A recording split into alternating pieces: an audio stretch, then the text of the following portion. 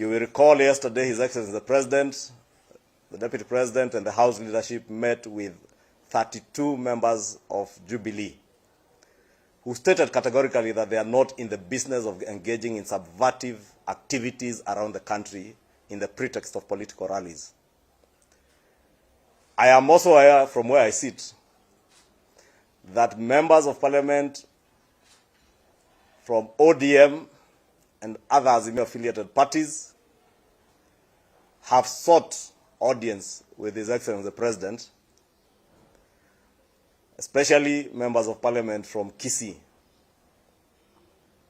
They had intended to seek audience with the President on the same issues of to disassociate themselves from the subversive activities of the Azimio leadership and those who sponsor them. And therefore, last night's drama at Matiang'i's house was one to excite people's emotions, invoke public sympathy, but it also a script that we would describe as a perfect case of the guilty being always afraid. And we want to state that as guilty as they may feel, they may have imagined when they abused state power against many of us in the last regime that we were acting scripts. But you remember when 300 police officers were sent to arrest the Honorable Ndindi Nyoro. You were all present, many of you media people. You witnessed everything that happened, right from Citizen TV studios the night before to the following day when Ndindi Nyoro was being arrested in Murang'a by over 300 police officers. And you could see the police officers. You remember when the Honorable Oscar Sudi's house was raided by close to 550 officers in the wee hours of the night. There were photographs, there were videos of the officers even breaking into his gate. You will remember when Senator Lagat, former Senator Bomet, was being arrested. You could see the policemen. We want to challenge the scripters of last night's drama to show Kenyans a single photograph or a video recording of the officers they purport to have been in Matiang'i's house.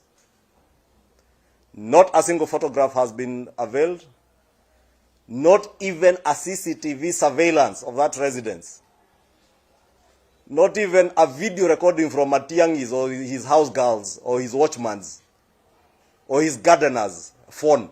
None. And surprisingly, even the media house that purported to have been on scene, their cameras, in a very mysterious way, could not capture a single policeman. The best they could capture is Raila Odinga and some funny media-craving lawyer purporting that he has an army of 200 other lawyers who again could not be seen. Therefore, this script and all this drama was a figment of a few people's imagination within ODM, an act out of desperation, an act aimed at inciting Kenyans and invoking public sympathy. And I want to tell the Honorable Raila Odinga and his team, whether you will resort to some of you asking their mothers to speak on their behalf, to scripting drama, nothing will distract this administration and the government from doing what they are doing. To CS, former CS Matiang'i, we know you are afraid. We know the guilty are always afraid. But we want to tell you this government will not act as carelessly and as irresponsibly and abusing power as you did when you were in office. Whatever you are afraid of, and you know the things you did when you were in office, just patiently wait for the law to catch up with you. And if anybody wants to arrest you, it will not be done in the wee hours of the night. You will not have to stage any drama. It will simply be the law catching up with you. You are aware the very many cases of extrajudicial